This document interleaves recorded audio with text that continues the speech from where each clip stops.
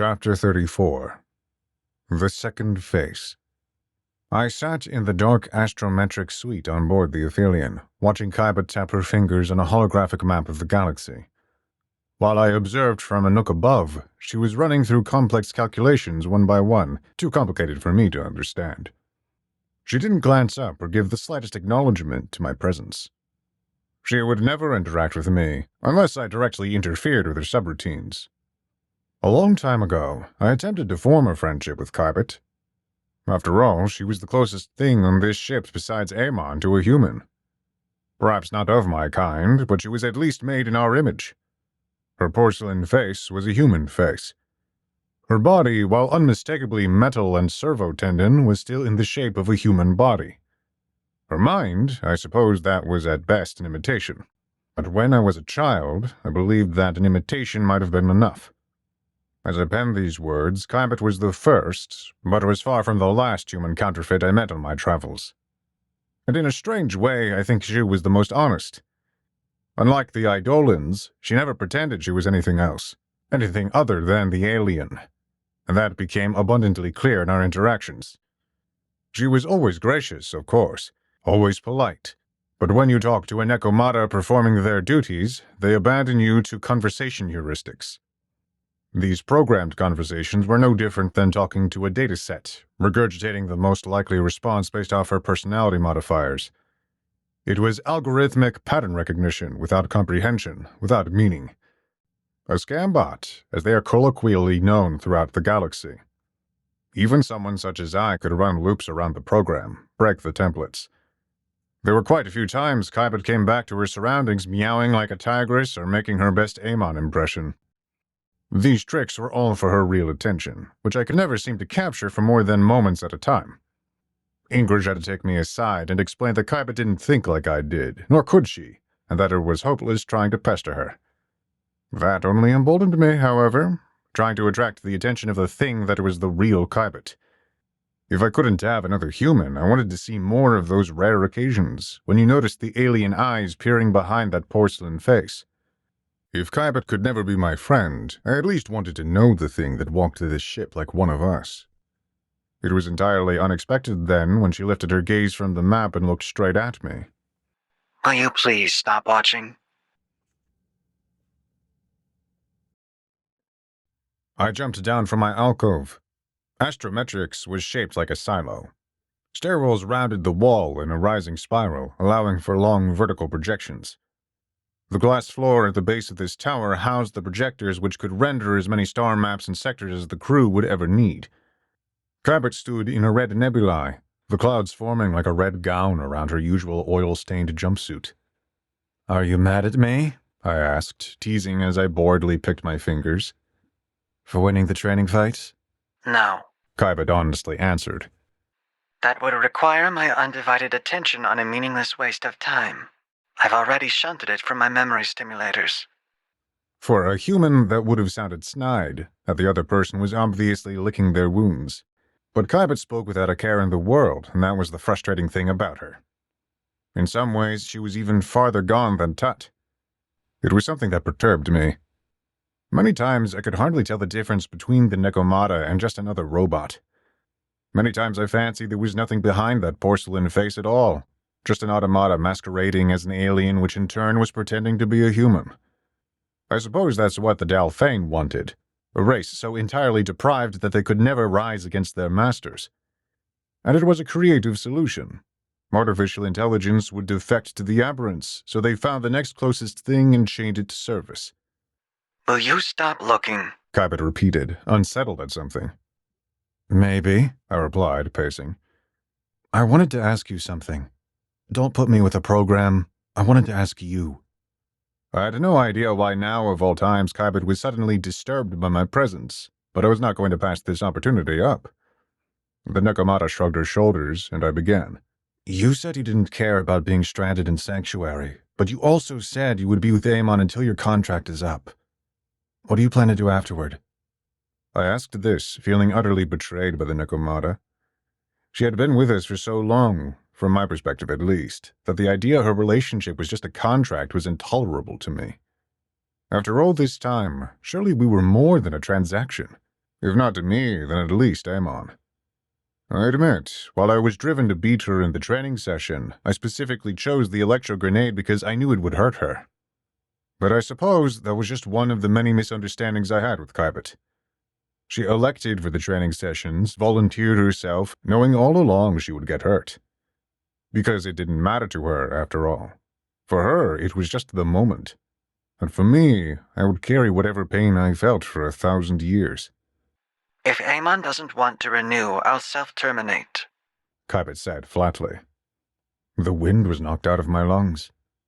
It shocked me then, and still puzzles me now. In my many years, I've learned that when a human says such a thing so offhandedly, it is because they are expressing a bitter rage, and that anger was blackened to the point where it has bleached the heart of anything else. But for Kybet, there could be no telling with the alien workings of her mind. Indeed, I have wondered if this trait was engineered in her kind. To save face in the galactic community, the Dalfane do not keep individual Necomata slaves forever. But it is a curious thing that the vast majority of Necomata elect for suicide the moment they are released to their own devices. I used to speculate that they were so primitive that they could not endure the prospect of freedom. Having experienced centuries of that freedom myself, I realize it is the opposite that is the case.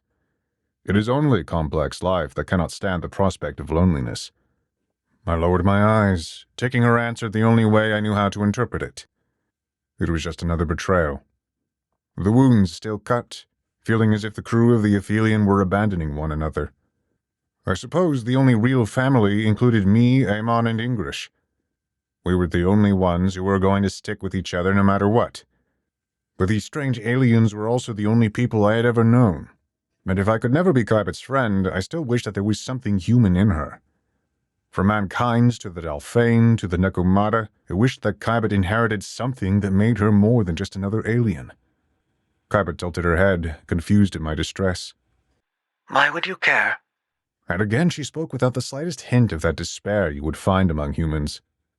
Ironically, it reminded me of myself, back when I wore the expressionless face of a Mansa.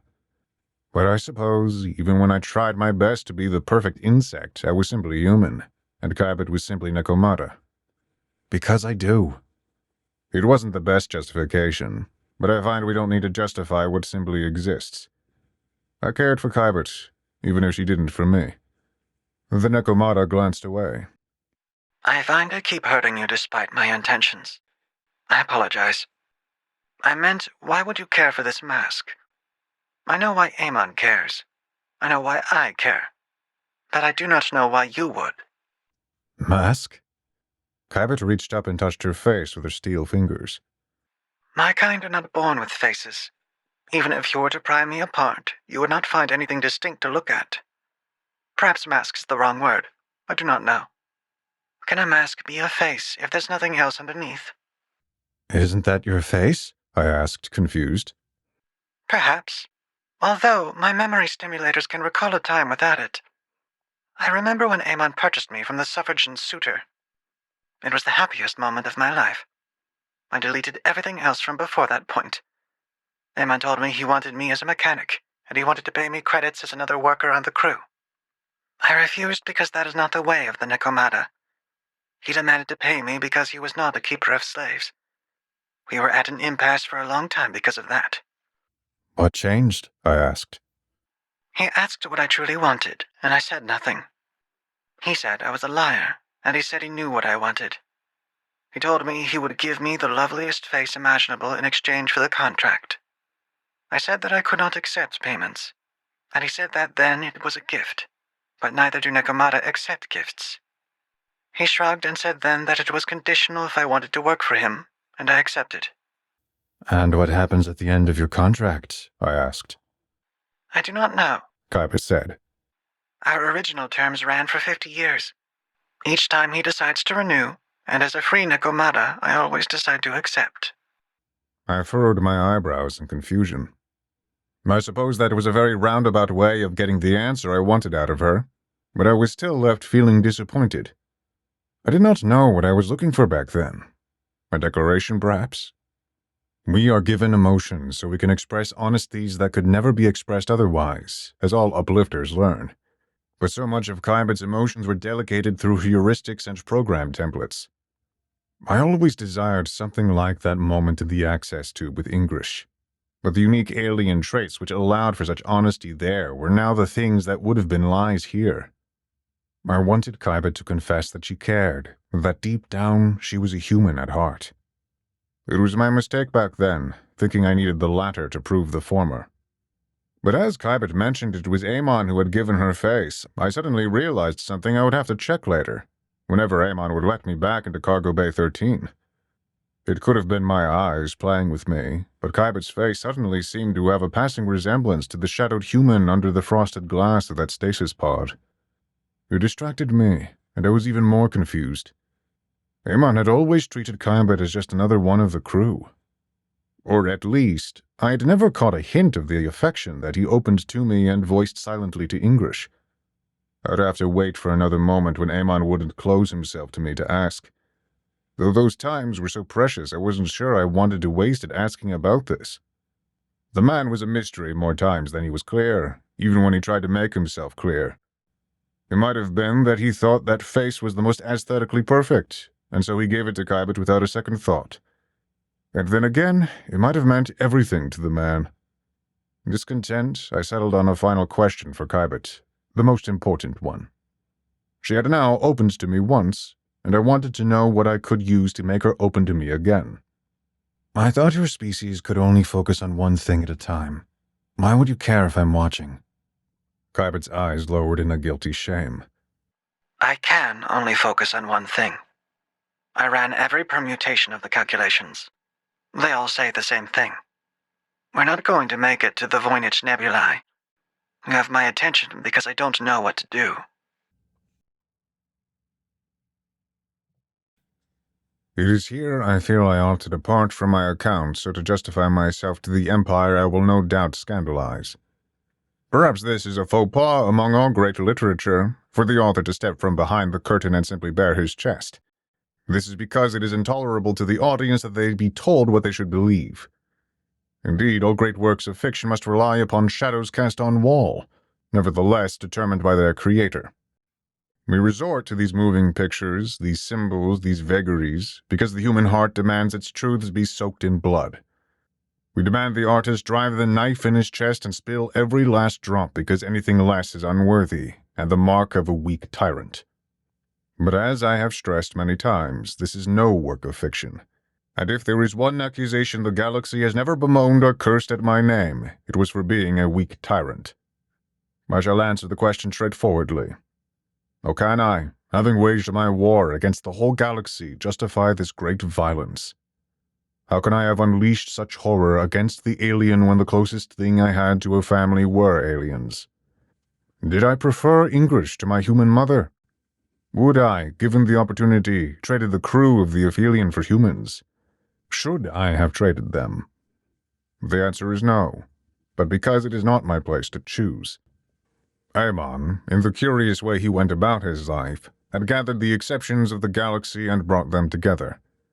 It is not that the alien is incapable of love, it is that they are incapable of a human love, which is what we really need. Amon couldn't find that, and he so sifted the galaxy for the people who were jewels in the rough. And to cast aside that treasure for an imaginary hypothetical would be the greatest insult to their memory. And at the same time, for those who take English and Kybet and Riker as proof that we ought to cherish the alien as our own family, you haven't understood a word I have said. Their lives were incalculable to me, and I would have burned the rest of the universe down to spend just one more day with them. But just as we used the names and tried to fill the holes of what should have been, there were good reasons why you could never call the crew of the Aphelion a true family. The distances in our hearts were set too far from one another, and it only struck me half a century later, like a hammer on my chest, that the cold shoulder Kybet so often displayed was in fact the greatest kindness. She pushed me away so that I would not go looking for something that was not there. My heart was aching for siblings, brothers and sisters, and Kybet's love for me was so great that she would never let me settle for an imitation.